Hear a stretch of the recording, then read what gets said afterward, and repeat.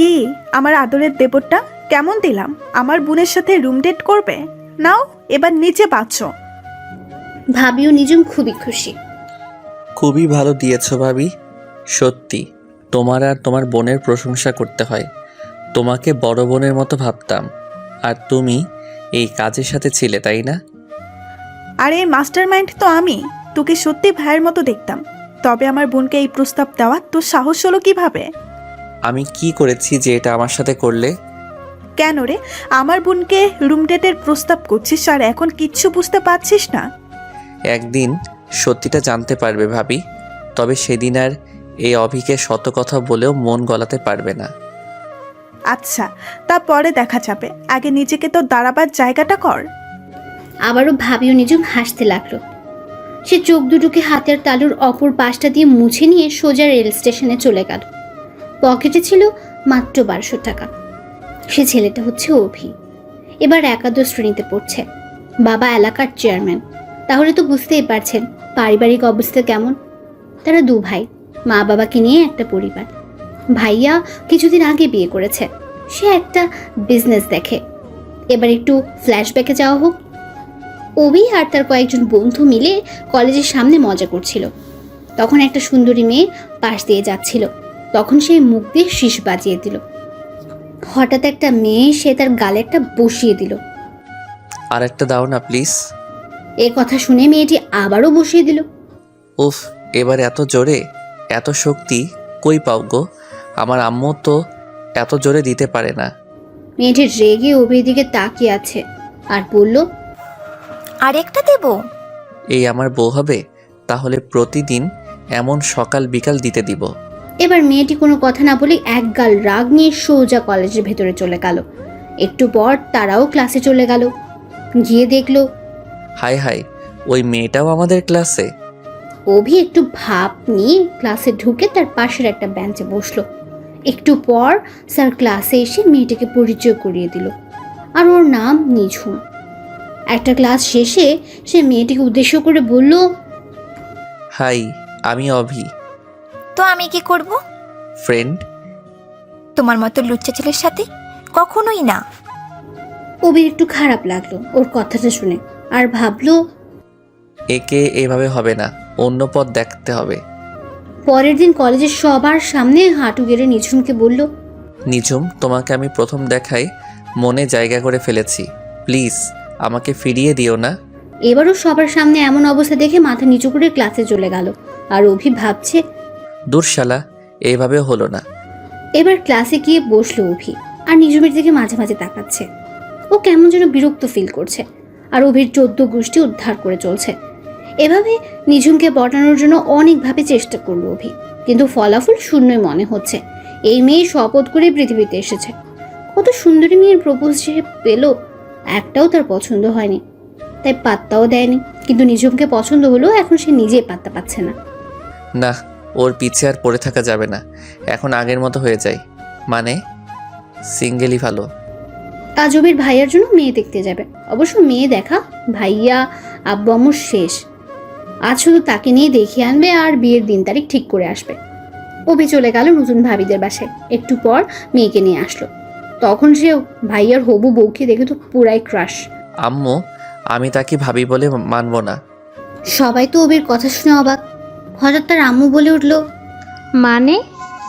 আম্মু, তার সাথে আমাকে বিয়ে দিয়ে দাও, আর ভাইয়াকে আরেকটা দেখিয়ে বিয়ে করিয়ে দাও। অভির কথা শুনে তো সবাই হাসতে হাসতে লুটুপুটি খাচ্ছে। এবার তার মা বলে উঠল, তোর কি মাথা খারাপ?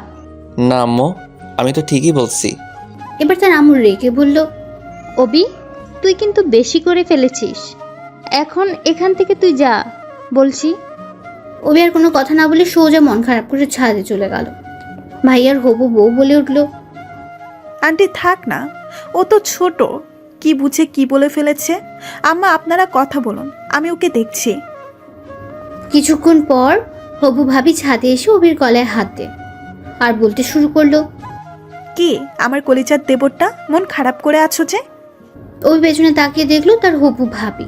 ভাবি তার কথা না শুনে আবার বলা শুরু করলো, কি হলো আমাকে বলবে না? আরে পাগল, তুমি তো এখনো ছোট, না হলে তোমাকেই আমি বিয়ে করতাম। এ কথা শুনে তার মন খারাপ দূর হয়ে গেল আর ভাবির দিকে ফিরে তাকালো। সত্যি বলছো? হুম, তুমি কিন্তু অনেক কিউট। আচ্ছা, আমাকে ভাইয়ার মতো আদর করবে তো? ধুর, তোমাকে আরো বেশি আদর করব। তুমি তো আমার ভাইয়ার থেকে বেশি স্মার্ট, তাই তোমাকেই বেশি করব। অভি খুশি হয়ে ভাবিকে জড়িয়ে ধরল। চলো এবার নিচে যাই। এবার ভাবি আর অভি নিচে চলে গেল। সবাই তো পুরাই অবাক, বিশেষ করে তার আব্বু আম্মু, কারণ সে একবার রেগে গেলে সহজে কেউ তার অভিমান ভাঙাতে পারে না। বিয়ের দিন তারিখ ঠিক হয়ে গেল, আগামী সপ্তাহে তাদের বিয়ে। এক সপ্তাহ পর বিয়ে বাড়ি গিয়ে অভি পুরাই এখানে এসে দেখল নিঝুম। কি যে সুন্দর লাগছে তাকে দেখতে, একদম পরীর মতো। সেও বেহায়ার মতো চলে গেল, বলা শুরু করলো, এই যে মিস, এখানে কি করেন? আমার বোনের বিয়ে, আমি থাকবো না তো কে থাকবে? ও ভাবি তোমার বোন? যাক, ভালোই হলো তাহলে, দুই বোন এক বাড়িতে থাকতে পারবে। সে এই ছেঁচড়া, দুই বোন একবারই মানে? বুঝলা না, তুমি তো আমার বেয়ান, তোমাকেও আমার করে নিব। ও তাহলে আপু তোর কথা বলছি? হ্যাঁ গো, ভাইয়ের শালি আমার বউ। তোরে আজ জুতা পিটা করতাম যদি আজ বিয়ে বাড়ি না হতো। কথা বলে নিঝুম চলে গেল।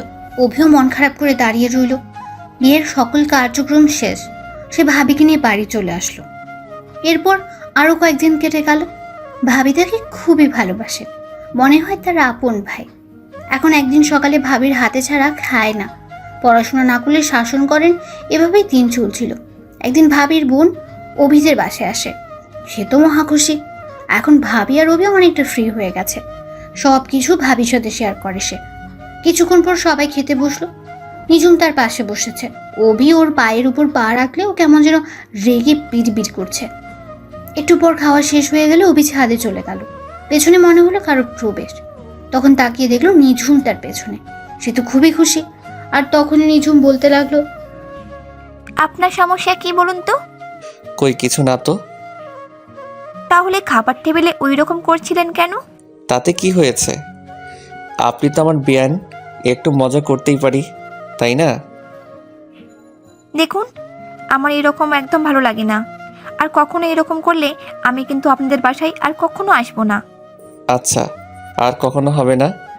এরপর চলে গেল। অভিও নিচে নেমে যায়। তখন ভাবি বলে উঠলো, ওফি, ভাই আমার বিকেলে নিঝুমকে নিয়ে একটু ঘুরে আসিস।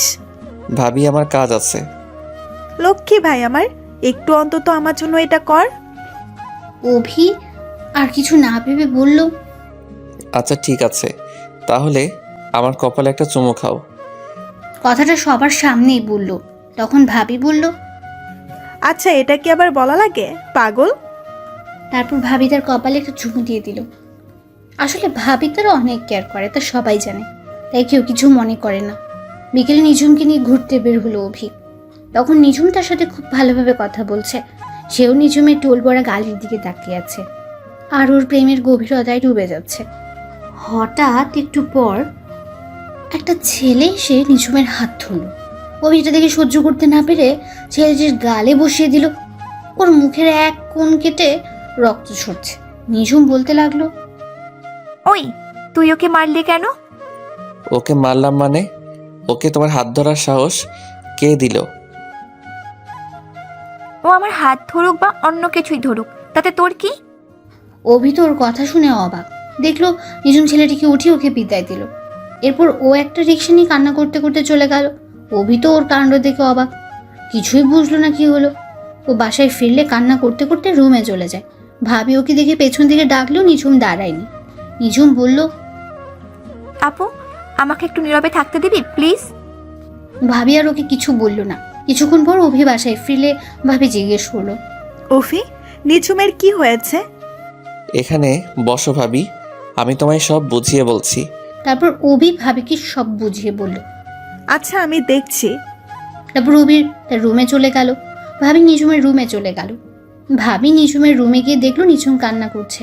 তারপর ভাবি নিঝুমকে গিয়ে উঠিয়ে বলল, বোন, আমাকে বল, তোর কি হয়েছে? নিঝুম কোনো কথা বলছে না। ভাবি আবার বলতে শুরু করলো, আমি না তোর বোন? আমাকে না সব কিছু তুই শেয়ার করিস? হঠাৎ নিঝুমের মাথায় একটা বুদ্ধি চাপলো।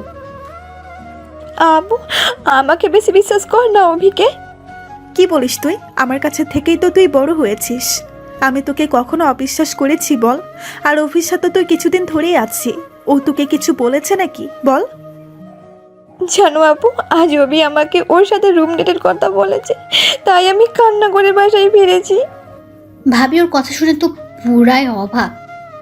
ভাবি বলল, আজই আমি ওর ব্যবস্থা করব। দাঁড়া, ওর এত বড় সাহস যে আমার বোনের সাথে এরকম কথা বলে। না আপু, ওকে ভালো করে সাইজটা করব, যাতে আর কোনো মেয়েকে কিছু বলতে না পারে। তুই কি বলতে চাইছিস? তারপর নিঝুম ভাবিকে সব বুঝিয়ে বলল। ভাবি ওর কথায় রাজি হয়ে গেল। তারপর ভাবি অভির রুমে এসে বলল, অভি নিঝুম তোকে কিছু বলবে, তাই তোমাকে ওর রুমে যেতে বলেছে। অভিও সরল মনে চলে গেল। নিঝুম দরজাটা আটকিয়ে দিয়ে চিৎকার করতে শুরু করলো। Help, help! কিছুক্ষণ পর সবাই দরজার সামনে চলে আসলো। নিঝুম দরজা খুলে দিয়ে সোজা ভাবির কাছে চলে গেল আর কান্না করতে শুরু করলো আর বলা শুরু করলো, আপু, ও আমার সাথে খারাপ কিছু করতে চাইছিল।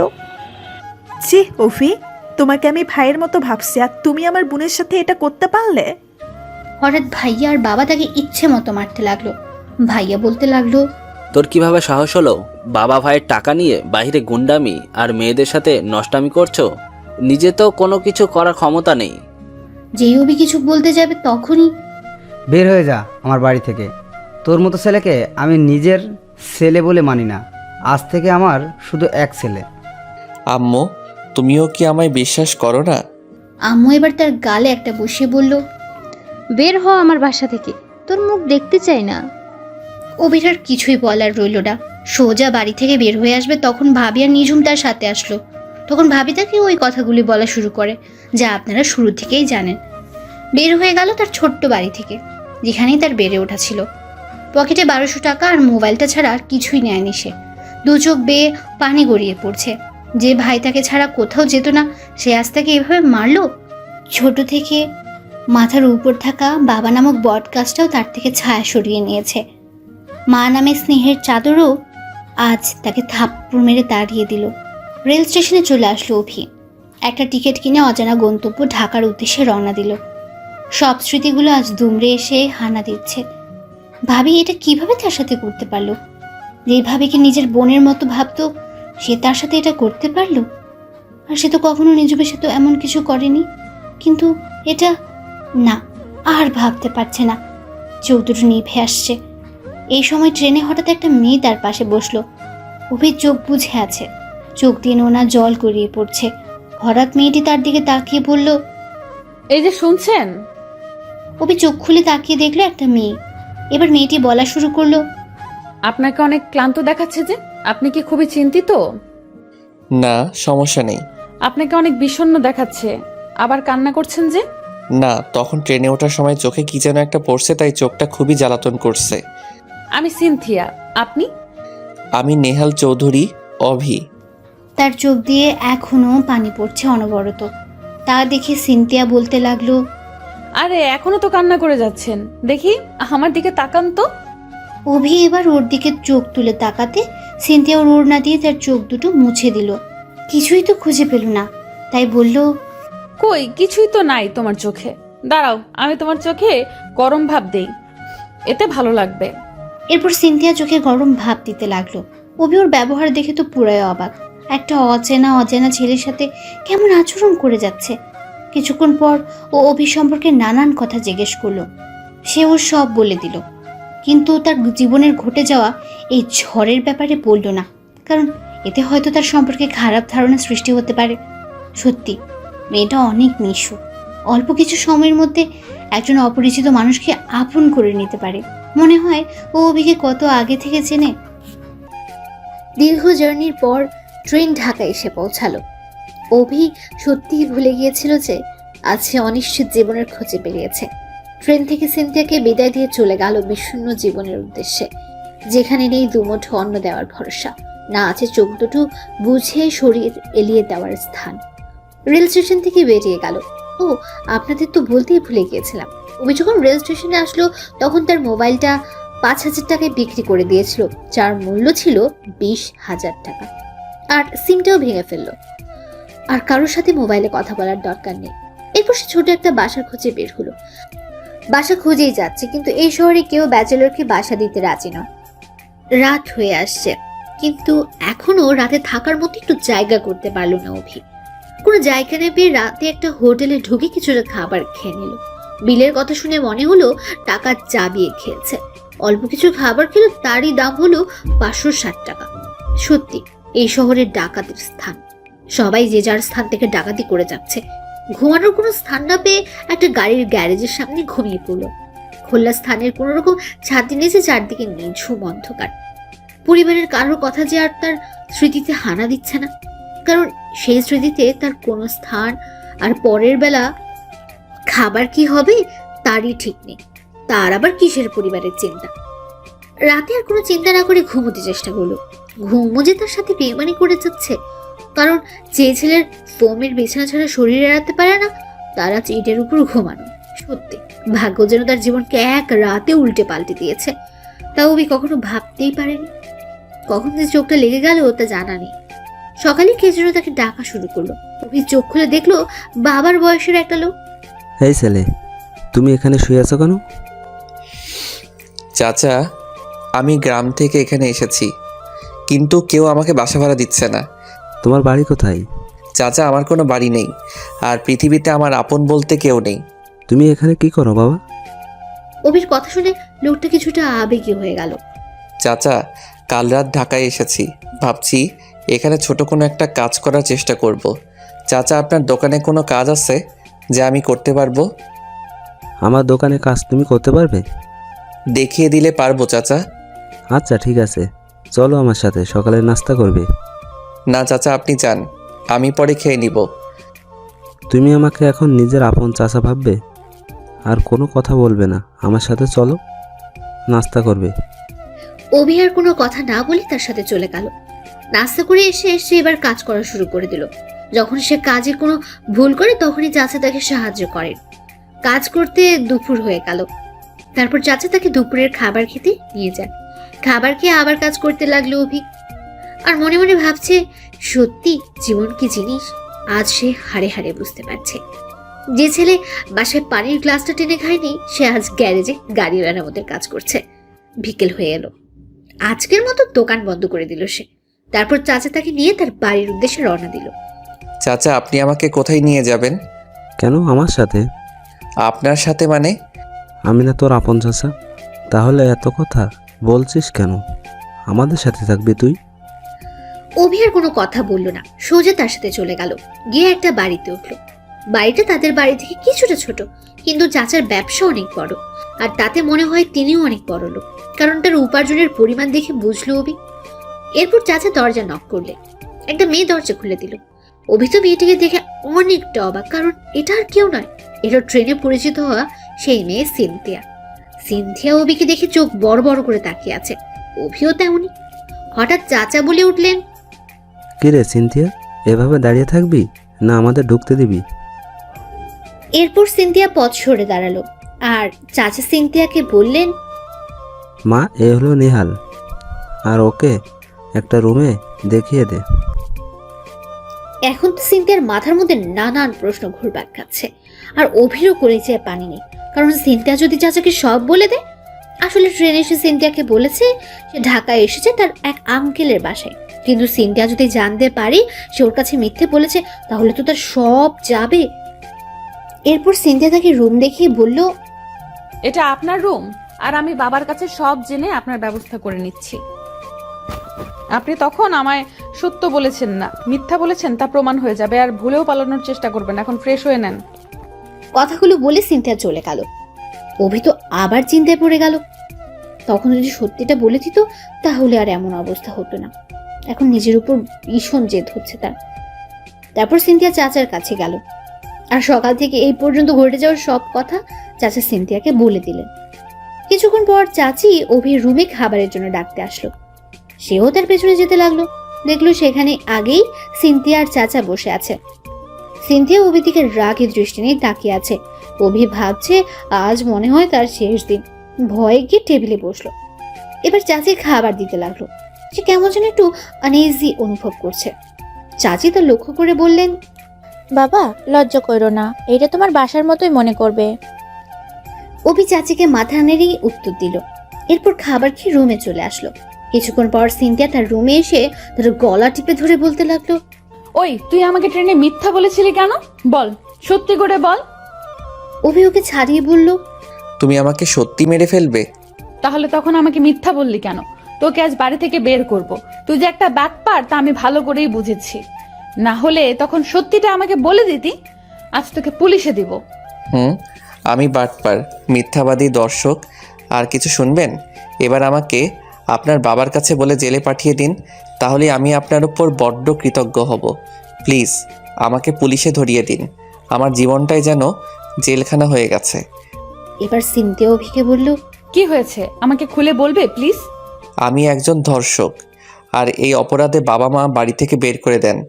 আর আমি নিজের জীবনকে বাঁচানোর জন্য ঢাকায় এসেছি ঠাঁই নিতে, কিন্তু কেউ আমাকে সেই স্থান দেয়নি। আপনিও আমাকে তাদের মতো তাড়িয়ে দিন। তুমি সত্যিই ধর্ষক? ভাবি আর তার বোন আমাকে ধর্ষকের অভিযোগ দিলে বাবা মা তাদের কথা শুনে আমাকে বাড়ি থেকে বের করে দেয়। আর জীবিকার তাগিদে এই শহরে আসছিলাম। এটাই ছিল সেদিন আপনার থেকে লুকানো ঘটনা।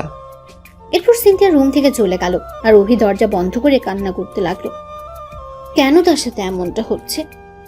সে কি এমন অপরাধ করেছিল যে তাকে এমন শাস্তি পেতে হচ্ছে, আর আজ এরকম অপমান সহ্য করতে হচ্ছে? কান্না করতে করতে ঘুমিয়ে গেল। পরের দিন চাচার সাথে নাস্তা করে দোকানে চলে গেল। আজকের মতো কাজ শেষ। যেই চাচা তাকে বাড়ি নিয়ে আসবে তখন সে বলল, চাচা, আপনি কিছু মনে না করলে আমি একটা ম্যাচে থাকতে চাই। ওখানে আমার একটু কেমন যেন লাগে। আচ্ছা বাবা, তোমার যেখানে ভালো লাগে সেখানেই থাকো। এরপর চাচা তাকে একটা ম্যাচ ঠিক করে দিলেন। তারপর তিনি বাসায় চলে গেলেন। সিনথিয়া চাচাকে বাসায় একা ফিরলে বলা শুরু করলো, বাবা, নেহাল কোথায়? ও আজ একটা ম্যাচ ঠিক করেছে, আজ থেকে সেখানেই থাকবে। সিনথিয়া এবার মন খারাপ করে তার রুমে চলে গেল আর কান্না করতে শুরু করলো। ও মনে মনে ভাবছে, হয়তো আমার জন্যই ও আজকে বাসায় আসেনি। এভাবে 1 মাস কেটে গেল। এখন চাচা অভির কাজে খুবই খুশি। একদিন চাচাকে বলল, চাচা, আমি লেখাপড়া করতে চাই, তাই আমার কিছু প্রয়োজনীয় জিনিস পুরনো কলেজ থেকে আনতে হবে। এখন চাচাও তার সাথে ঘটে যাওয়া সব জানেন, তাই চাচাও সম্মতি দিল। অভি পরের দিন সকালে কলেজের উদ্দেশ্যে রওনা দিল। দীর্ঘ জার্নি শেষে পুরনো জায়গায় ফিরল। তারপর সেখান থেকে সোজা রিক্সা নিয়ে কলেজে চলে গেল।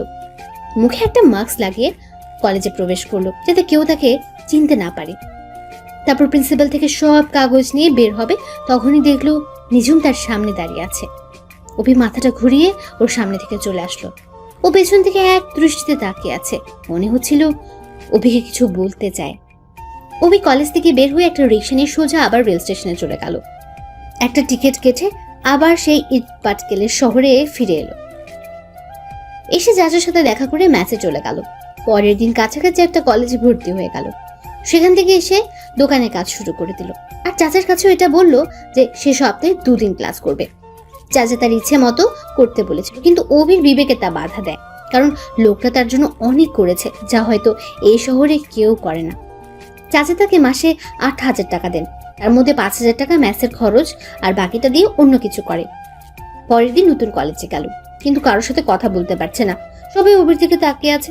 তারপর ক্লাসে গিয়ে একটা বেঞ্চে বসলো। হঠাৎ দরজার দিকে চোখ পড়তে দেখলো সিনথিয়া একদল মেয়ে নিয়ে ক্লাসে প্রবেশ করছে। তখনই অভি তাড়াতাড়ি করে মাথা নিচু করে নিল। স্যার এসে পরিচয় করিয়ে দিল। সিনথিয়া তাকে দেখে ভ্রু কুঁচকে তাকালো আর মনে মনে একটা শয়তানি হাসি দিল। এরপর আরো 2টা ক্লাস শেষে টিফিনের সময় ক্যান্টিনে চলে গেল অভি। একটা রুটি আর কলা নিয়ে টেবিলে বসে পড়ল।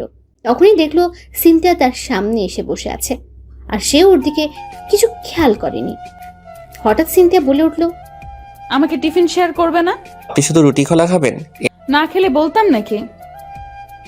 এরপর অভি আরো 2টো কলা রুটি নিয়ে আসলো আর সিনথিয়াকে উদ্দেশ্য করে, এই নিন, এবার খেয়ে নেন। অভি যেই খেয়ে ওখান থেকে আসতে যাবে তখনই ও বলতে লাগলো, ওই আমাকে ফেলে কোথায় যাচ্ছ? আজ তো নতুন, তাই কলেজটা একটু ঘুরে দেখি। দাঁড়াও, তোমার সাথে আমাকে নিয়ে যাও। এরপর সিনথিয়া তার সাথে রুটি কলা খেতে খেতে হাঁটতে শুরু করলো। আজকে কলেজে আসলে যে? না, আসলে চাচার কাছে বলেছি 2 দিন সপ্তাহে ক্লাস করব, তার জন্য এই 2 দিন ছুটি কাটাবো। আর বাকি দিনগুলোতে কাজ করব। তুমি আমাদের বাসা থেকে চলে আসলে কেন?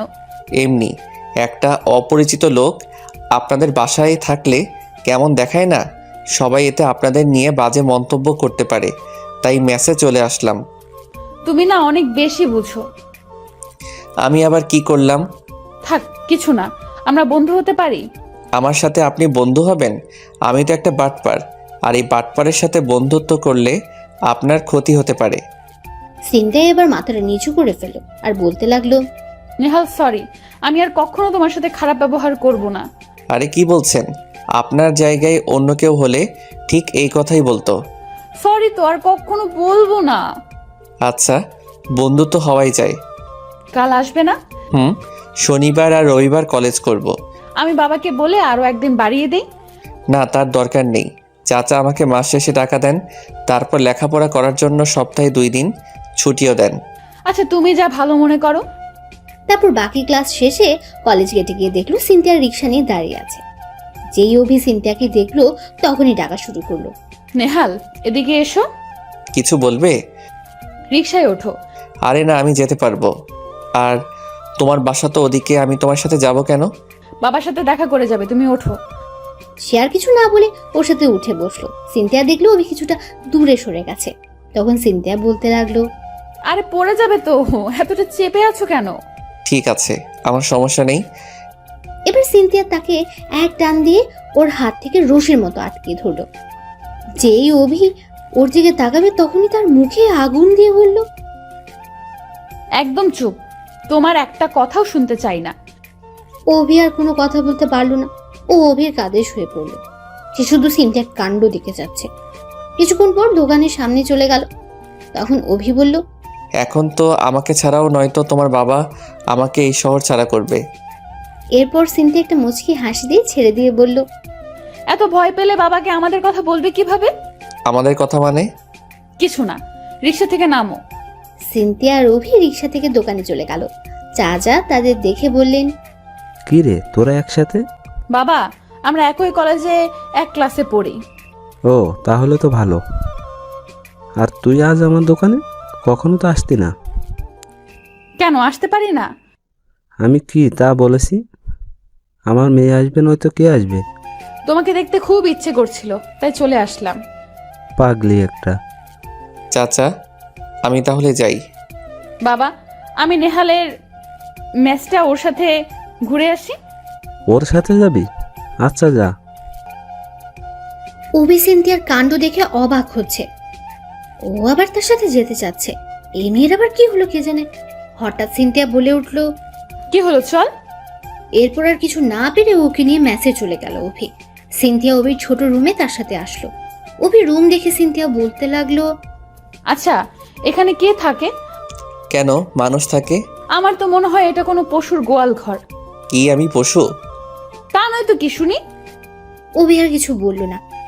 ওকে দেখলে পুরো ছেলেদের মতো মনে হয়। এরপরও অভিকে রুম থেকে বাইর করে দিয়ে বলল, এখানে দাঁড়িয়ে থাক, আমি না বের হওয়া পর্যন্ত। কিছুক্ষণ পর সিনথিয়া রুম থেকে বের হয়ে এসে অভিকে ভেতরে যেতে বলল। সে রুমে গিয়ে তো পুরাই অবাক। 15 মিনিটে তার রুমের চেহারা পরিবর্তন করে দিয়েছে। সিনথিয়া এবার বলল, আর কখনো যদি আগের মতো গোহাল ঘর করে রাখো তাহলে তোমার খবর আছে। চলো, আমাকে এগিয়ে দিয়ে আসো। আচ্ছা, তোমার নাম্বারটা দাও। মোবাইল নেই। ও আচ্ছা, চলো এগিয়ে দিয়ে আসো। এরপর সিনথিয়াকে রিকশায় তুলে দিল অভি। ও চলে গেল আর সে মেসে চলে আসলো। পরের দিন কলেজে টিফিন টাইমে যেই সে খাবার কিনতে যাবে তখনই সিনথিয়া তার হাত ধরে একটা টেবিলে নিয়ে আসলো। এভাবে আনলে কেন? আমি টিফিন খাবো তো। কথা না বলে চুপচাপ বসো। এরপর সিনথিয়া একটা বক্স খুলে অভির সামনে দিয়ে, যতটা পারো খেয়ে নাও। সে দেখলো সিনথিয়া বিরিয়ানি রান্না করে এনেছে। অভি যখনই কিছু বলতে যাবে তখনই ও বলল, এই এত কথা বলো কেন? যা বলছি তাই করো। অভি এবার খেতে শুরু করলো আর সিনথিয়া তার দিকে তাকিয়ে আছে। হঠাৎ কিছু মেয়ে এসে বলা শুরু করলো, আহারে, দুলাভাইকে খাইয়ে দে না, তার নিজ হাতে খেতে কষ্ট হয় না বুঝি? ওদের কথা শুনে অভির গলায় খাবার আটকে গেল। তখন সিনথিয়া তাড়াতাড়ি তাকে পানি দিয়ে ওর বসার চেয়ারটা যেই তুলতে যাবে তার মধ্যে সবগুলো মেয়ে ওধাও। সিনথিয়া বকতে লাগলো, শাকচুন্নি পেতনিগুলো, দেখিস তোদের একটারও বিয়ে হবে না। এবার অভি বলল, আমার খাওয়া শেষ, আমি ক্লাসে যাই। সিনথিয়া আঁখি দুটি লাল করে বলতে লাগলো, তুই এখান থেকে যদি উঠিস তাহলে তোর ঠ্যাং ভাঙবো। আমি কি করব? আমি এখন খাবো, আর তুই আমার মুখের দিকে তাকিয়ে থাকবি। অভিও শিশুর মতো বসে রইল আর তার বক্সে রাখা বাকি খাবারগুলো খেতে লাগলো। অভি ওর কাজ দেখে দিন দিন কেমন যেন হয়ে যাচ্ছে। মনে মনে ভাবছে, পাগল নাকি রে বাবা, আমার ঝুটা খাবারগুলো এভাবে খেয়ে নিচ্ছে। খাবার শেষে একটা টিস্যু দিয়ে ও তার হাত আর অভির হাত মুছে দিল, আর একটা বাটন মোবাইল অভির দিকে এগিয়ে দিয়ে বলল, এই সিমে শুধু আমার নাম্বার আছে, আমি যদি কখনো অন্য কারো নাম্বার পাই তাহলে তোর খবর আছে। তারপর ওর থেকে মোবাইলটা নিয়ে ক্লাসে চলে গেল অভি। ক্লাস শেষে ম্যাসে চলে গেল, আর এভাবেই তার জীবনের দিনগুলো কাটতে লাগলো। সিনথিয়া তাকে এখন অনেক কেয়ার করে। ওর বাবাকে বলে অভিকে ওদের বাসায় আবার ফিরিয়ে নিয়েছে। অভিকে সকল কাজে সাহায্য করে। ও যে অভিকে অনেক ভালোবাসে তা অভি ভালোভাবেই বুঝতে পারে।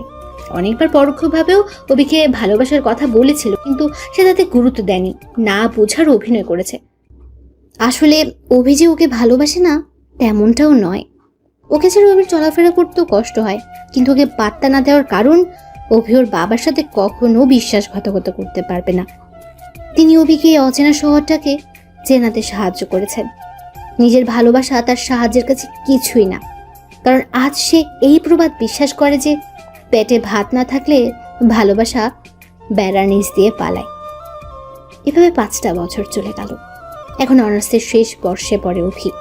একদিন কলেজ থেকে আসার সময় সিনথিয়া তাকে বলল, নেহাল, আমার সাথে আসো, আমার কিছু কথা আছে। বলো, কি বলবে? দেখো নেহাল, তোমাকে এই 5 বছরে অনেকবার বোঝানোর চেষ্টা করেছি, কিন্তু তুমি বোঝার চেষ্টা করোনি। তাই আমি সরাসরি আজ শেষবারের মতো তোমায় বলছি, আমি তোমায় ভালোবাসি নেহাল। এটা হয় না সিনথিয়া। কেন হয় না? আমি কি দেখতে সুন্দর না, না তোমার যোগ্য নই? দেখো সিনথিয়া, তুমি দেখতে অনেক সুন্দর, তোমাকে যেই ছেলে দেখবে সেই পছন্দ করবে। আর যোগ্যতার কথা বলছো? আরে আমার তো নিজেরই থাকার জায়গা নেই, আর যোগ্যতার তো সেখানে প্রশ্নই ওঠে না। আর তোমার বাবার সাথে আমি এটা করতে পারবো না। আমি এত কিছু বুঝি না, তুমি আমায় ভালোবাসবে কিনা তা বলো। সম্ভব না সিনথিয়া, আমাকে ক্ষমা করে দাও। সিনথিয়া সেখান থেকে কান্না করতে করতে চলে গেল। অভিও মন্টন খারাপ করে আছে। অভি যে সত্যি সিনথিয়াকে অনেক ভালোবাসে, কিন্তু তার বাবার সাথে এটা অভি কিভাবে করতে পারবে? প্লিজ আমাকে একটু বোঝার চেষ্টা করো, আমি তোমাকে না বলতে চাইনি। অভি কিছুক্ষণ পরে সিনথিয়াদের বাসায় চলে গেল। রাতে খাবার খাওয়ার সময় টেবিলে সিনথিয়াকে দেখতে পেল না। চাচিকে জিজ্ঞেস করলে বলতে লাগলো আজ নাকি সিনথিয়া রাতে খাবে না। সেও কিছুটা খেয়ে রুমে চলে আসলো, আর সিনথিয়ার কথা ভাবছে। এটা তার জন্য আজ রাতে খেলো না, হয়তো তার প্রতি খুবই রাগ আর অভিমান করে আছে। থাক, 1 দিন বা 2 দিন এরকমটা করে একদিন সব ঠিক হয়ে যাবে। পরের দিন সকালে নাস্তা করতে গেলে দেখলো সিনথিয়ার চোখ লাল হয়ে আছে। মনে হচ্ছে রাতে একটুও ঘুমায়নি, সারা রাত কান্না করে যাচ্ছিল। সকালে নাস্তা করে সিনথিয়া চলে গেল কলেজে, আর অভি চলে গেল দোকানে। এভাবে আরো 4-5টা দিন কেটে গেল। এখন সিনথিয়াকে খুবই হাসি খুশি দেখাচ্ছে।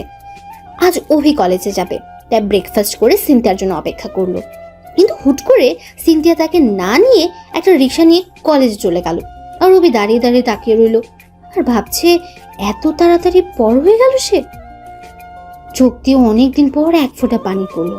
তখন ভাবতে লাগলো, আরে সে কেন কান্না করছে, সে তো আর সিনথিয়ার কেউ না। পরে অভিও একা একা কলেজে চলে গেল। কলেজে গিয়ে দেখলো সিনথিয়া কয়েকটা ছেলের সাথে হেসে কথা বলছে।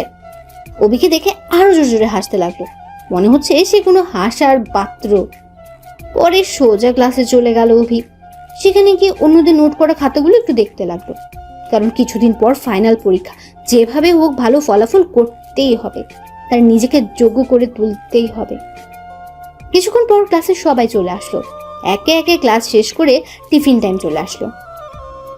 অভি ক্যান্টিনে প্রবেশ করে দেখলো সিনথিয়া একটা ছেলের হাত ধরে বসে আছে আর খাবার খাচ্ছে। অভি আর ওইদিকে দোয়াক্কা না করে সামান্য কিছু খাবার খেয়ে ক্লাসে চলে গেল। একটু পর দেখলো সিনথিয়া আর ওই ছেলেটি একসাথে ক্লাসে আসছে। দেখে মনে হচ্ছে খুবই ভালো আছে। অভি যদিও ভাবছে ও যার সাথে খুশি যা ইচ্ছা তাই করুক, তাতে তার কি। আসলে তারও যে বুকটা পুড়ে যাচ্ছে, তো অভি বলে বোঝাতে পারছে না। হয়তো এটাকে বলে ভালোবাসা অসহায়। এরপর বাকি ক্লাস করে বাড়িতে চলে গেল অভি। যাওয়ার সময়ও দেখলো সিনথিয়া ওই ছেলেটার হাত ধরে রিক্সায় উঠে হাসতে হাসতে যাচ্ছে। অভি হাঁটা শুরু করলো বাসার উদ্দেশ্যে। পরের দিন আবারও কলেজে গেল। আজও সিনথিয়া কয়েকটা ছেলের সাথে কথা বলছে। কিছুক্ষণ পরপর দেখলো সিনথিয়া ছেলেদের গায়ে গায়ে পড়ছে। এটা দেখে তার চরম মাত্রায় জিদ উঠে গেল, তাই সোজা বাসায় চলে গেল। বাসা থেকে চাচার দোকানে চলে গেল। সেখানে গিয়ে কাজ শুরু করলো আর সিনথিয়ার কথা ভাবছে। আমি হয়তো ওকে না বলে দিয়েছি, তাই বলে ও আমার সামনে অন্য ছেলেদের সাথে এমন করবে? আমি আর এরকম সহ্য করতে পারবো না। তাই চাচাকে কোনোভাবে বুঝিয়ে তার বাসা থেকে বেরিয়ে আসার একটা ব্যবস্থা করতে হবে। সিনথিয়ার অবহেলা যে আর সহ্য করতে পারছি না। অভি তাই চাচাকে বলল, চাচা, আমি কিছুদিনের জন্য মেসে থাকতে চাই, তারপর আবার আপনার বাসায় যাব। আচ্ছা বাবা, তোমার যা খুশি। এরপর অভি সিনথিয়ার বাসায় ফেরার আগেই সবকিছু নিয়েই চাচিকে বলে ম্যাসে গিয়ে উঠল। এখন অভি আর কলেজে যায় না, দোকানে কাজ করে আর লেখাপড়ার সময় দেয়। এভাবে 1 মাস চলে গেল। কিছুদিনের মধ্যেই তাদের ফাইনাল পরীক্ষা শুরু হবে, তাই চাচার কাছে কয়েকদিনের ছুটি নিয়েছে। এখন শুধু লেখাপড়া চালিয়ে যাচ্ছে, কারো কথা মনে আনার চেষ্টা করে না। অভি অতটা ভেঙে পড়া ছেলে নয় যে তাকে অবহেলা করলে সে নিজের লক্ষ্য থেকে সরে যাবে। এখন তার একটাই লক্ষ্য, পরীক্ষায় যেভাবেই হোক ভালো একটা ফলাফল করতে হবে। বলতে বলতে পরীক্ষা শুরু হয়ে গেল। আজকের পরীক্ষাটাই শেষ। পরীক্ষা শেষে কলেজের বাইরে আসবে, তখনই একটা মেয়ে নেহাল বলে ডাকলো। অভি পেছনে তাকিয়ে দেখলো রিমা। রিমা বলতে শুরু করলো, পরীক্ষা কেমন হলো নেহাল? আলহামদুলিল্লাহ ভালো, তোমার? আমারও ভালো হয়েছে। আচ্ছা চলো, আজ আমার সাথে যাবে। সমস্যা নেই, আমি একা যেতে পারবো। আমি তো তোমার ক্লাসমেট, তাতে সমস্যা আছে কি কোনো?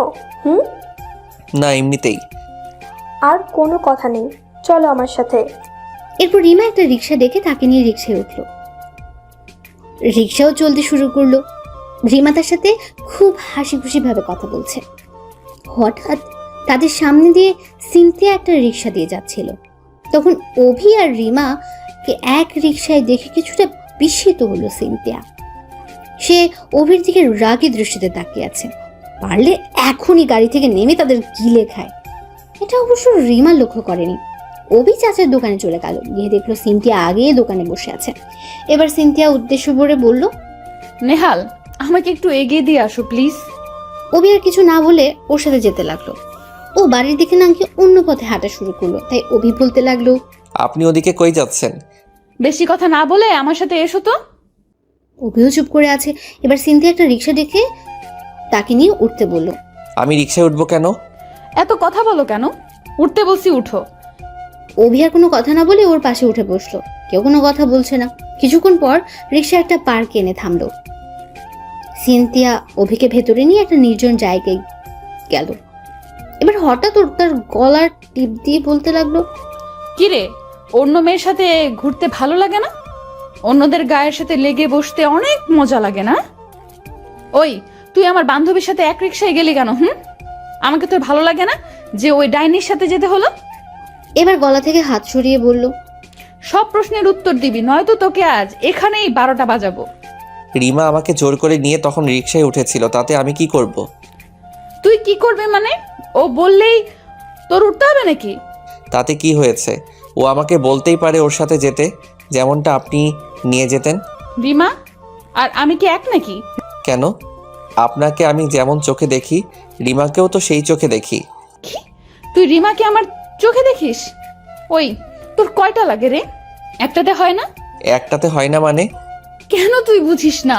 তুই আমার কতটা কাছের। হাসালেন আমাকে। আমি আপনার কাছের কেউ? ভালো একটা জোক শুনালেন আপনি। মানে তুই কি বলতে চাইছিস? যে মেয়ে একটা ছেলের হাত ধরে ক্যান্টিনে খাবার খায়, এক রিক্সায় দুজন হাত ধরে যায়, আবার নানান ছেলের সাথে শরীর লাগায়, সে আবার আমার কাছে কেউ? দেখ, ওগুলো আমি যা করেছি তা তোমাকে জ্বালানোর জন্য। তুমি জানো তুমি আমাকে না করার পর আমি কতটা কষ্ট পেয়েছি। আর আমি এটাও জানি যে তুমি আমার জন্য বাসা থেকে আবারও চলে এসেছো। সত্যি তোমাকে অনেক ভালোবাসি নেহাল। এইসব করেছি শুধু তোমাকে পাওয়ার জন্য। দেখুন, আমি আবারও এক কথা বলছি, আপনার বাবা আমাদের সম্পর্ক কোনো দিনও মেনে নিবে না। আর একজন মেয়ে, আপনার একটা ভবিষ্যৎ আছে। আমার এই অনিশ্চিত জীবনে আপনাকে জড়াতে চাই না। আপনি কেন বুঝেন না? প্লিজ, আমি প্রয়োজনে তোমার জন্য আমি সারা জীবনের শেষ দিন পর্যন্ত অপেক্ষা করব। তারপরেও তুমি আমাকে একটু ভালোবাসা দাও। অভি কি করবে কিছুই বুঝতে পারছে না। ওকে কি বলে আশা দিয়ে রাখবে?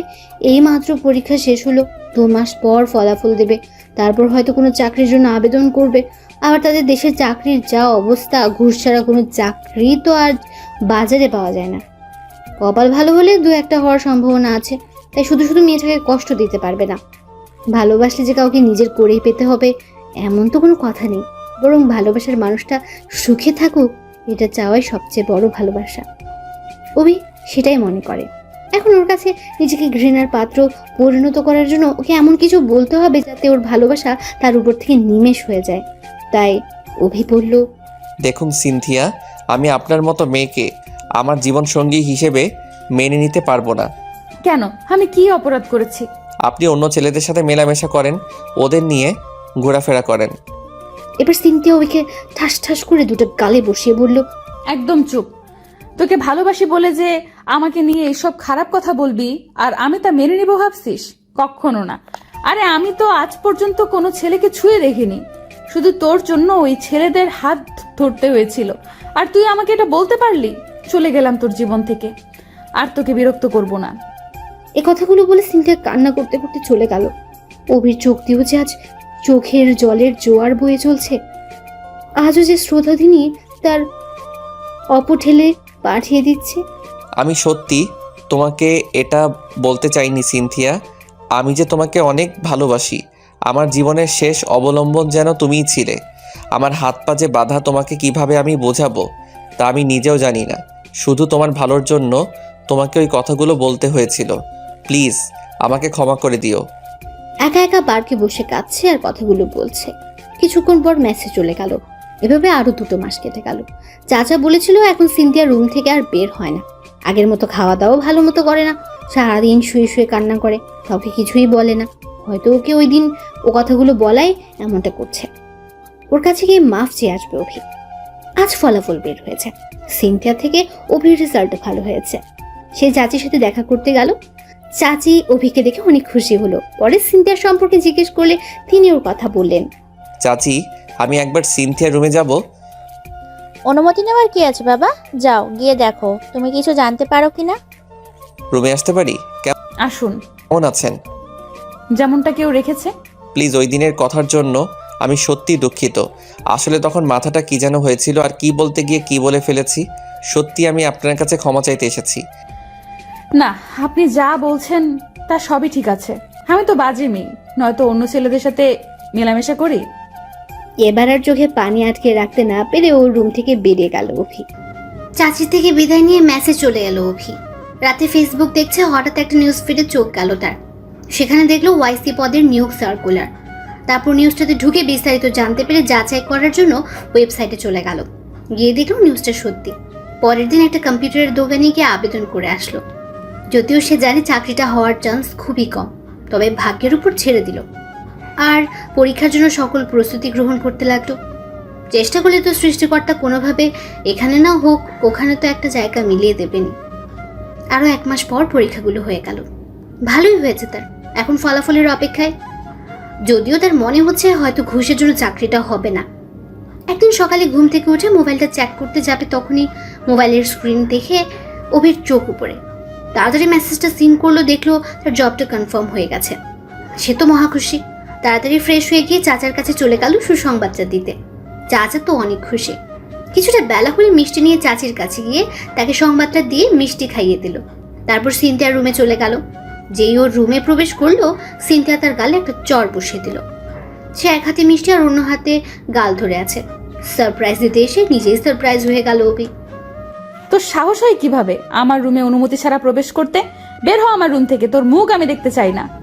অভি ওখানে মিষ্টিগুলো ফেলে বাইরে চলে আসলো। অভি বুঝতে পারছে তার প্রতি সিনথিয়া খুব রেগে আছে। 15 দিন পর তার জয়েন, তাই সবকিছুর প্রস্তুতি নিতে শুরু করলো সে। 7 দিন পর চাচা হঠাৎ একদিন সিনথিয়াকে বললেন, মা, আমি তোর জন্য একটা ছেলে দেখেছি, আরও অনেক ভালো, তোকে নিয়ে অনেক দূরে চলে যাবে। আজ রাতে তোদের এঙ্গেজমেন্ট, 1 বছর পর তোকে নিয়ে যাবে। এখন শুধু আংটি পরিয়ে রাখবে। বাবা, তুমি এটা কি বলছো? আমার মতামত না নিয়ে তুমি এটা করতে পারো না। আমি তোমার আর একটা কথা আমি শুনতে চাচ্ছি না। তুমি যদি আমার কথা না শুনো তাহলে আমার মরা মুখ দেখবে। সিনথিয়া আর কিছু না বলে রুমে গিয়ে কান্না করতে লাগলো। কিছুক্ষণ পর সিনথিয়া অভিকে খুঁজতে মেসে চলে গেল, কিন্তু দেখলো মেসের তালা মারা। আসলে তখন অভি জয়েনিং এর জন্য মার্কেট করতে গিয়েছিল। সিনথিয়া অভিকে না পেয়ে কান্না করতে করতে বাড়ি ফিরে আসলো।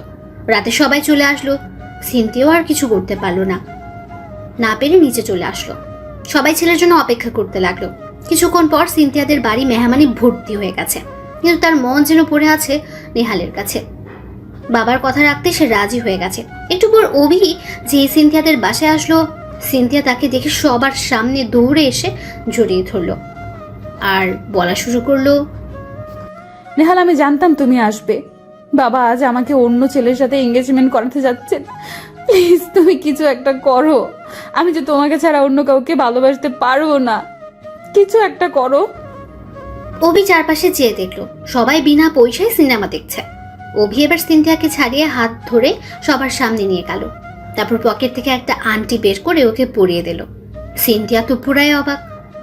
হঠাৎ সিনথিয়ার বাবা সবাইকে তার মেয়ের হবু জামাই বলে অভির সাথে পরিচয় করিয়ে দিলেন। সিনথিয়ার এবার খুব রাগ হলো, সেখান থেকে চলে গেল। অভি চাচাকে এই দিকটা সামলাতে বলে ওকে খুঁজতে চলে গেল।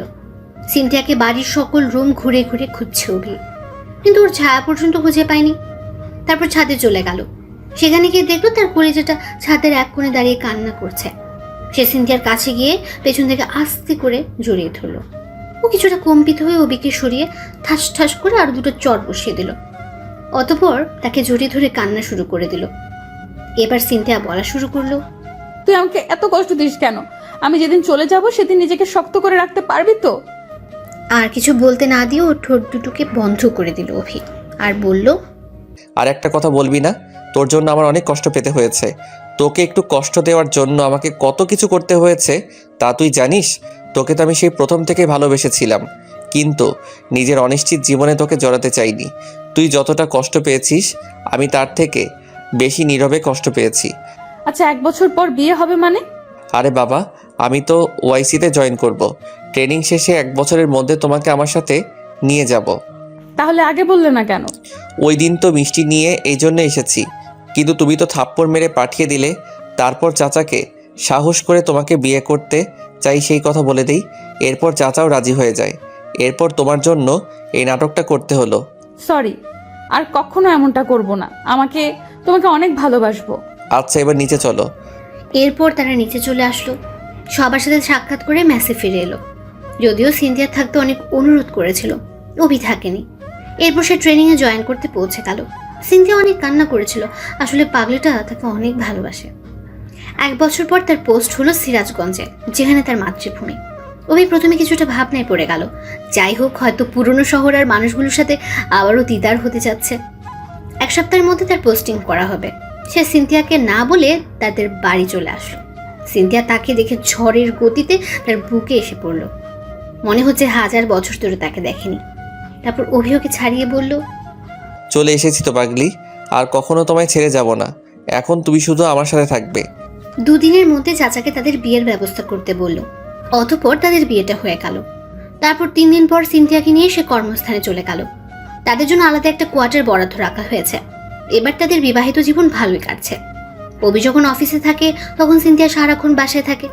মাঝে মাঝে ওকে বাইরে বেড়াতে নিয়ে যায়। সে অতীত প্রায় ভুলেই গেছে সিনথিয়া তার জীবনে আসার পর থেকে। একদিন অফিস থেকে বাসায় ফিরছিল, তখন দেখলো একটা ছোট মেয়ে রাস্তায় এসে কান্না করে যাচ্ছে। অভি গাড়ি থামিয়ে ওর কাছে গিয়ে বলল, মামুনি, তুমি কান্না করছো কেন? তুমি কে? আমি তোমার চাচ্চু হই মামুনি। ও, তুমি আমার চাচ্চু? চাচ্চু, আমি আব্বু আম্মুকে খুঁজে পাচ্ছি না। তুমি তোমাদের বাড়ির রাস্তা চিনো? জি চাচ্চু। আচ্ছা চলো, তুমি রাস্তা দেখিয়ে দিবে আর আমি গাড়ি চালিয়ে তোমার বাড়ি গিয়ে তোমাকে দিয়ে আসবো। আচ্ছা চলো। এরপর মেয়েটা অভিকে পথ দেখাচ্ছে আর সে ওর মতো করে বাড়ি যাচ্ছে। হঠাৎ একটা বাড়িতে গিয়ে পৌঁছালো। অভি তো অবাক, এরা যে তার জন্মস্থান, কিন্তু বাড়িতে তালা মারা। তাই কিছুক্ষণ অপেক্ষা করতে লাগলো। এখন চিন্তাও হচ্ছে তার কেউ চিনে ফেলবে না তো। এখন তো এই মেয়েটাকে ফেলেও যেতে পারবে না। একটু পর একজন পুরুষ ও মহিলা আসলো। মনে হলো এরা তার ভাই ও ভাবি। আর শিশুটা তাদের দেখে বাবা মা বলে দৌড়ে চলে গেল। ওর বাবা মা ওকে দেখে কান্না শুরু করলো। তারপর শিশু মেয়েটি বলল, আম্মু, ওই চাচ্চুটা আমাকে বাড়িতে নিয়ে এসেছে। মেয়েটির বাবা মানে সেই হচ্ছে অভির ভাই। সে বলতে শুরু করলো, স্যার আপনাকে অনেক ধন্যবাদ। আমি জানি না আপনাকে কি বলে ধন্যবাদ দিব। আসলে বাবা একটু অসুস্থ তো, তাই তাকে নিয়ে এখানকার হসপিটালে নিয়ে গিয়েছিলাম, কিন্তু ও যেন কোথা থেকে বের হয়ে আসে তা আমাদের জানা নেই। অভি বাবার অসুস্থতার কথা শুনে বাইরে চলে আসলো। তারা কিছুটা অবাক হলো বটে। সে সোজা হসপিটালের থেকে গাড়ি নিয়ে রওনা হলো। হসপিটালে পৌঁছে বাবা মাকে খুঁজতে লাগলো, কিন্তু পাচ্ছে না। হঠাৎ চোখ গেল দরজার পাশে একটা ব্যাগে।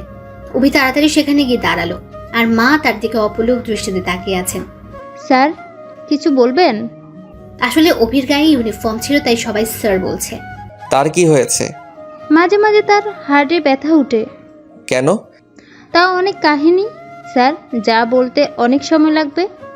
আপনি বলুন না প্লিজ। মা এবার দীর্ঘশ্বাস ফেলে বলতে লাগলেন, আমার 2 ছেলে, একজন রুদ্র, আরেকজন নেহাল, যাকে ছোটবেলায় একটা মিথ্যা অপবাদে বাড়ি থেকে বের করে দেয়। আর এই মিথ্যা অপবাদের মূল্য ছিল আমার বড় ছেলে রুদ্রের বউ আর তার বোন নিজুম। আমার ছোট ছেলের নেহাল নিজুমকে অনেক ভালোবাসতো, কিন্তু নিজুম তাকে ভালোবাসতো না। একদিন নিজুম আর নেহাল ঘুরতে বের হলে হঠাৎ একটা ছেলে নিজুমের হাত ধরে, কিন্তু নেহাল তা দেখে ছেলেটাকে মারে। আসলে নিজুম আর ওই ছেলে একে অপরকে ভালোবাসতো, তাই নিজুম বাসায় কান্না করে ফিরে আসে। তারপর অভিকে বের করে দেওয়া সবকিছু আবার বলতে লাগলেন তিনি। তারপর কি হলো? আসলে ওই ছেলেটা নিজুমকে প্রকৃতভাবে ভালোবাসতো না, তার নিজুম কোনোভাবে জেনে যায়। এই কথাও ছেলেটা বুঝতে পারে। একদিন সন্ধ্যায় নিজুম বাড়িতে ফিরলে ওকে রাস্তা থেকে তুলে ওই ছেলে ধর্ষণ করে, ছেলেটাকে জেলে নিয়ে যায়। তারপর নিজুম আত্মহত্যা পর্যন্ত করতে যায়, কিন্তু তা আর করতে পারে না তার মা বাবার জন্য। আর নিজুম ও তার ভাবি নেহালের সাথে যা যা করেছে তা বলে দেয়। এ কথা শুনে আমরা অনেক রেগে যাই, কিন্তু ও শাস্তি তো ও পেয়েছে, তাই আমরা ওকে মাফ করে দিই। তারপর আঘাত থেকে মেয়েটা সুস্থ হতে অনেক সময় নেয়। কিছুদিন পর একটা ছেলে ওকে বিয়ে করতে রাজি হয়ে যায়, তারপর ওকে বিয়ে দিয়ে দেওয়া হয়। আর সত্যিটা জানার পর আমার স্বামী নেহালের কথা ভেবে ভেবে দিন দিন দুর্বল হয়ে যায়, আর এখন মাঝে মাঝে তিনি এরকম অসুস্থ হয়ে পড়েন। ওর জন্য তিনি আরও অপেক্ষা দুয়ারে চেয়ে থাকেন। অভি তার চোখের পানি আটকে রাখতে পারছে না, সেখানে দাঁড়িয়ে কান্না শুরু করে দিল। অভি মায়ের কোলের উপর মাথা রেখে কান্না শুরু করে দিল। স্যার আপনি কাঁদছেন কেন? আর বলতে লাগলো, হঠাৎ বাবা ঘুম থেকে উঠলো। অভির কথা শুনে বলতে লাগলো, আম্মু, আমি তোমার নেহাল, আমাকে ক্ষমা করে দাও। আমিও যে অনেক কষ্টে বড় হয়েছি। কি তুই আমার নেহাল? হ্যাঁ মা, আমি তোমার নেহাল। এবার মা আমাকে জড়িয়ে ধরে কান্না শুরু করলো। বাবা নেহাল, তুমি কোথায় ছিলে? আমার উপর তোর এত রাগ অভিমান? আমায় ক্ষমা করে দে বাবা। না বাবা, তোমার উপর আজ আমার কোনো অভিযোগ নেই। আমার জন্যই তোমার আজ এই অবস্থা। না রে, এটা আমার পাপের ফল। তোর কথা না শুনে আমি তোকে বাড়ি থেকে বের করে দেই, তারই ফল এটা। আচ্ছা বাদ দাও। বাড়ি যাবি না বাবা? আরে তোমাদের সাথে দেখা হবে, চিন্তা করো না। তবে আমার জন্য সরকার যেই জায়গা দিয়েছে ওখানেই আমি ভালো আছি, আর ওই বাড়ি আমার দরকার নেই। দরকার নেই মানে? ওটা তো তোরও বাড়ি না বাবা। বাদ দাও তো মা এই কথা। এখন কি বাড়ি দিয়ে আসবো তোমাদের, না এখানেই থাকবে? আজ তোর বাবা এখানে থাকুক, তুই বাসায় চলে যা। এরপর আম্মু অভিকে চলে যেতে বলল, যদিও সে বাবার পাশে থাকতে চেয়েছিল। আম্মু না করায় এরপর বাসার দিকে রওনা দিল। ফোনে তাকিয়ে দেখলো সিনথিয়ার অনেকগুলো ফোন। মোবাইল সাইলেন্ট ছিল, ওর কথা ভুলেই গিয়েছিল সে। পরে বাসায় গিয়ে যেই কলিং বেল বাজাতে লাগলো, সে দরজা খুলে দিল। মনে হলো তার জন্যই কলিং বেল ধরে দাঁড়িয়েছিল। অভি ভেতরে প্রবেশ করতে সিনথিয়া তাকে জড়িয়ে কান্না করতে শুরু করলো। সেও সিনথিয়াকে ছাড়িয়ে কপালে একটা চুমু খেয়ে আজকের সব ঘটনা খুলে বলল। ও অনেক খুশি, আব্বা আম্মুর সাথে দেখা করতে চায়। অভি ওকে সব বুঝিয়ে বলল। পরের দিন অফিস শেষে অভি আব্বু আম্মুর সাথে দেখা করতে বাড়িতে গেল। দরজা ভাবি খুলে দিল। তাকে দেখে মাথা নিচু করে ফেলল। সে সোজা আব্বু আম্মুর কাছে চলে গেল। তারা অভিকে দেখে খুবই খুশি হলো। একটু পর উষা মানে তার ভাইয়ের মেয়ে আসলো। এসে বলতে লাগলো, চাচ্ছু তুমি কেমন আছো? ভালো মামনি, তুমি? আমিও ভালো চাচ্ছু। এবার ওকে কোলে তুলে আনলো অভি। এরপর আরো কিছুক্ষণ আব্বু আম্মুর সাথে কথা বললো। হঠাৎ উষা বলল, চাচ্ছু পরশুদিন আমার জন্মদিন, তুমি কিন্তু আমার জন্য অনেক কিছু আনবে। আচ্ছা মামনি। তারপর চলে আসবে। তখন অভির আম্মু বলল, খাবার খেয়ে যা বাবা। আমি তো এখনো সংসারের কিছু দিতে পারিনি মা। এ কথা বলে বাসা থেকে চলে গেল অভি। এরপর ভাবি আম্মুকে কালকের ঘটনা বলল। এখন আম্মুর সাথে সিনথিয়াকে মোবাইলে পরিচয় করিয়ে দিয়েছে। সিনথিয়া ও আম্মু দুজনে দেখা করতে চেয়েছে। উষার জন্মদিনের দিন নিয়ে যাব বলে দিয়েছে। বলতে বলতে উষার জন্মদিন চলে আসলো, তাই ওর জন্য সিনথিয়াকে নিয়ে অনেক কিছু কিনে নিল। রাত 9টার দিকে রওনা দিল। অনেক আত্মীয় স্বজনরা থাকবে সেখানে। সিনথিয়াকে একটা বোরকা আর হিজাব পরতে বলেছে, আর সে পাঞ্জাবি পরেছে। আজ সবাইকে দেখাবে তার স্ত্রী কেমন ধরনের মেয়ে। যারা তাকে বাড়ি থেকে বের করে দিয়েছিল তাদের থেকে কোনো দিক দিয়ে কম আছে কিনা সেটাই দেখাবে। আর সে এমনি তো সিনথিয়াকে বোরকা পরিয়ে নেয়। নিজের জিনিস অন্য কাউকে দেখানোর মতো গাধা সে নয়। আসলে পৃথিবীর মানুষগুলো দিনে দিনে বোকা হয়ে যাচ্ছে। নিজের জিনিস কেন যে অন্যের বিনোদনের পাত্রে পরিণত করে তা সে বুঝে না। যাই হোক, দরজায় নক করতে একটা মেয়ে দরজা খুলে দিল। সেটা আর কেউ নয়, এটা ছিল নিঝুম। ওবির দিকে তাকিয়ে আছে। ওবি তার দিকে কোনো ভ্রুক্ষেপ না করে কি সবকিছু নিয়ে বাসায় ঢুকলো। আম্মু ভাবি নিঝুম সহ আরো মেয়েরা সিনথিয়ার দিকে তাকিয়ে আছে, কারণ এরকম আয়োজনে কেউ আবার বোরকা পরে। তাতেও সিনথিয়াকে অনেক সুন্দর দেখাচ্ছে। ওবি ইশারা করলো, ও বুঝতে পারলো। সিনথিয়া আব্বু আম্মুকে সালাম করে যেই ভাবির সাথে আম্মু পরিচয় করিয়ে দেবে, তখন ওবি সিনথিয়াকে ডেকে আম্মুর ঘরে নিয়ে গেল আর ওর কাছে কিছু কথা বলে দিল। ওদিকে ভাবি আর ভাই অবাক হয়ে গেল। একটু পর অভি রানা কেক তাদের কেকের পাশে রাখলো। এবার উষাকে কেক কাটতে বলল। উষা কেক কাটলে অভি আর সিনথিয়া ওর মুখে কেক দিয়ে ওর জন্য আনা সব উপহার দিয়ে দিল। উষা অভি আর সিনথিয়াকে চুমু দিয়ে বলল, আমার ভালো চাচ্ছু, ভালো আন্টি।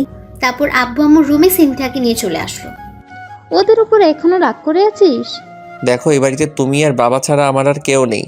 কেন, ওরা তোর ভাই ভাবি না? আম্মু, তোমরা যদি আর ওদের নিয়ে কথা বলো আমি তাহলে কখনো তোমাদের কাছে আসবো না। এবার কেউ আর কথা বলল না। একটু পর রুম থেকে বাইরে আসলো উষা। উষা এসে বলল, চাচ্ছু, আন্টি চলো, আমরা এখন খাবো। আচ্ছা আম্মু চলো, আমরাও খাবো। অভি সিনথিয়ার হাত ধরে রাগী দৃষ্টিতে তাকালো। এবার সবার সামনে পকেট থেকে 10,000 টাকা বের করে বাবার হাতে দিয়ে বলল, বাবা, এটা তোমাদের মাসিক খাবার খরচ। ডাক্তার দেখাতে যে টাকার প্রয়োজন তা আমি দিব, আর এই টাকায় না হলে আমাকে বলবে। আর পারলে সিনথিয়ার সাথে থাকবে। তোমাদেরকে ওর নিজের বাবা মার মতো করে সেবা যত্ন করবে, তা চিন্তা করো না। চলে আসবে। তখন উষা বলল, খেয়ে যাও চাচ্ছু। না মামনি, এই বাড়ির খাবার খাওয়ার অধিকার আমার নেই। সবাই অভির ব্যবহার দেখে অবাক হচ্ছে। এবার অভি সিনথিয়াকে নিয়ে বের হয়ে আসলো। ভাই ভাবিরও নিঝুমের চোখে পানিও স্পষ্ট দেখতে পেল। কিন্তু আফসোস, ওই দিন ভাবিকে এ কথাটাই বলেছিল অভি। শত চেষ্টা করেও তাকে আপন করতে পারবে না। সেদিনের কথাগুলোর আঘাতে এখন বুকটা ক্ষত হয়ে যাচ্ছে। হঠাৎ সিনথিয়া তাকে জিজ্ঞেস করলো, এমনটা করলে কেন? দেখো, কেউ ভুল করলে আমি ক্ষমা করে দেই, কিন্তু মিথ্যার ছলনা আর অবিশ্বাস আমার কাছে ক্ষমা এতটা সহজ নয়। এরপর বাসায় চলে আসলো। এখন উষা আব্বু আম্মু তাদের বাসায় আসে। অভি সিনথিয়াকে নিয়ে অনেক ভালো আছে। এভাবেই চলছে তাদের জীবন।